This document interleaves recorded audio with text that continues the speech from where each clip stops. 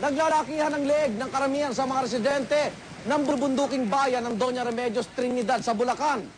May kumakala daw kasing nakamamatay na sakit sa kanilang lugar, ang goiter.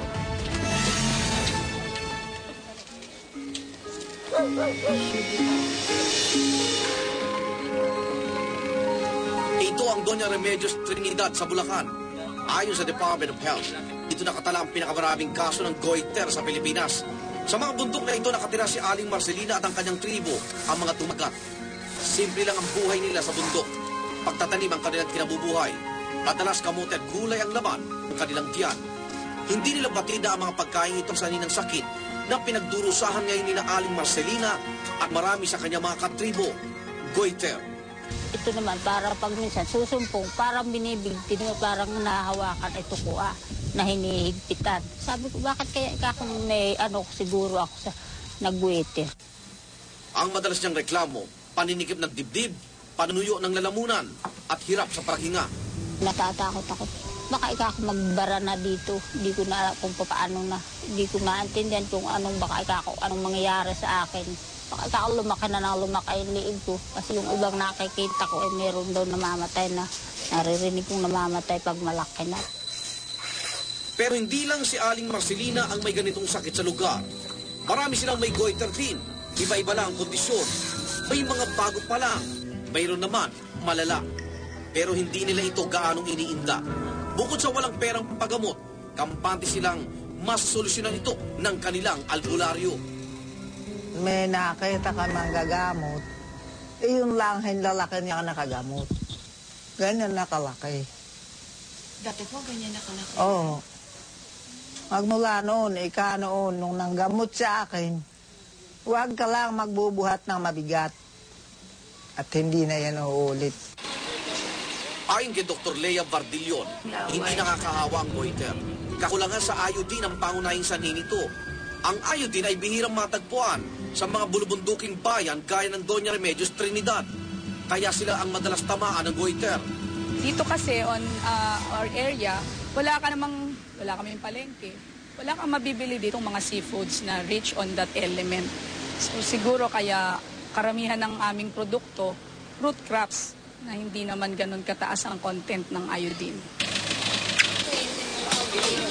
Pagbaba mula sa bundok, sa kapatagan nakatira ito si Teresita.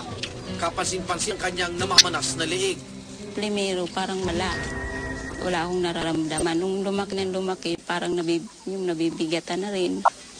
Tapos, minsan nabubulunan. Sa kapatagan man nakatira si Teresita, hindi pa rin siya nakalusot sa sakit na goiter. Halos 5 taon na ang bukol sa leeg ni Teresita.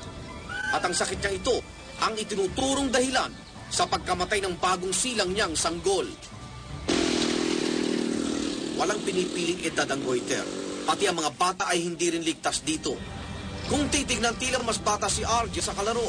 Pero ayon sa ina niya, magkasing edad lang ang mga bata. Iba siya sa mga bata. Kasi nahihirapan, hindi siya makapaglakad ng maayos, hindi nakapaglaro ng maayos. Yung gusto ko po sana sa akin nilang nangyari yun.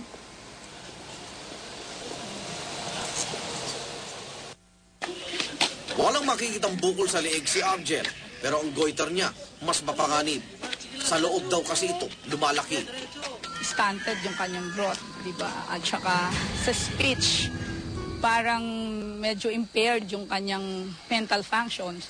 Kaya medyo pag kinausap mo siya, nag-iisip pa siya. Ang mga abnormalidad sa kanilang mga katawan ay dahil sa kakulangan ng iodine na kailangan ng thyroid gland. May mga cases talaga ganun due to lack of iodine sa katawan din ng mother na isinusupply din dun sa baby. Kaya nakakaroon ng miscarriage or abortion. Oras na kapusin ng iodine, magkakagoiter ang tao. Ang function kasi ng thyroid gland is more on the metabolism of the body. Siya rin yung nag-aano sa atin para tayo lumaki. Ayon pa sa doktor, ang pinakamalalang uri ng goiter, nakamamatay. Yung toxic goiter kasi para siyang cancer. So it's a cancer cells yung nasa kanyang klase ng goiter. Talaga bang maliit lang to, Lucy? Dito sa Regional Health Center ng Doña Remedios Trinidad, araw-araw umaabot sa 10 pasyenteng may goiter ang nagpapatingin. Marami silang cases ng goiter dito. Kaya lang, karamihan, yung hindi natin nakikita.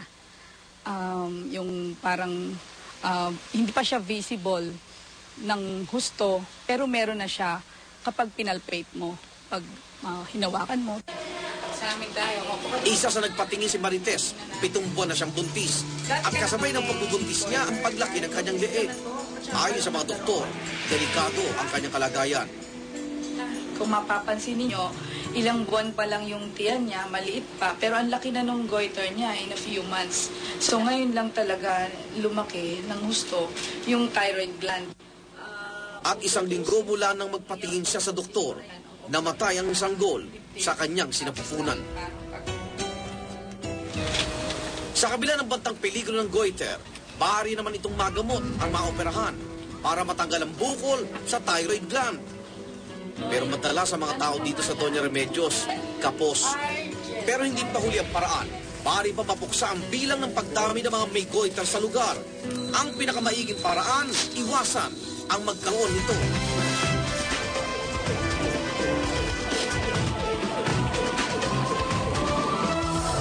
Susunod sa emergency, ang mga paraan para makaiwas sa sakit na goiter. Kapag napabayaan, nakamamatay ang sakit na goiter. Pero bago pa mangyari yan, maaari naman itong iwasan. Sa Baguio may naibento raw na iodinated water. Tubig na kukontra raw sa goiter.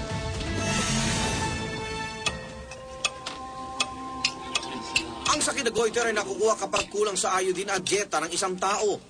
Kadalasan, makikilala kung sino ang tinamaan ng sakit na goiter dahil isa sa mga pisikal na epekto ng sakit na ito ay ang paglaki ng leeg. Sanay ng araw si Aling Arminia sa mga sulyap ng tao. Lahat ay napapatingin sa higati niyang bukol sa leeg. Mahigit 20 taon na rin niyang pasa ng sakit na ito. Kunadan, idi anak ka. Sige, kunadan. Ta uminom ka tinalamis nga danon. Nag-anak ka, taginom ka nga dagos tinalamis nga danon. Dahil sa takot niyang magpa-opera, tatanggapin na lang daw niya kung ano mang kapalaran na maaaring idulot ng bukol niya. Total, may edad na daw siya. Nag-aga sa idi, pa-doktor ko, kunada nalabaw, marbit na nalabaw. Nung kahit daw pilar, madik nga kaya, mabuti nga. Hinimok namin si Aling Arminia na ipasuri ang kanyang sakit, pero tumanggi pa rin siya. Para sa kanya, tapos ang boxing nila ng sakit niyang goiter. At siya ang talo.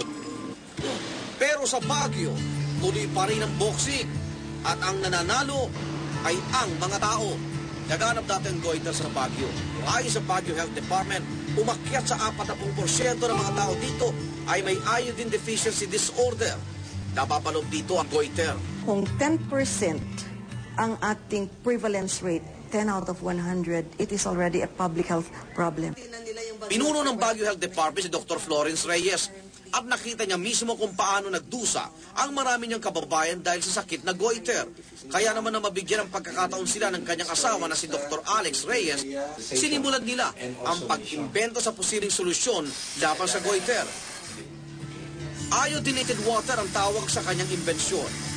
Mineral water na hinahaluan ng iodine.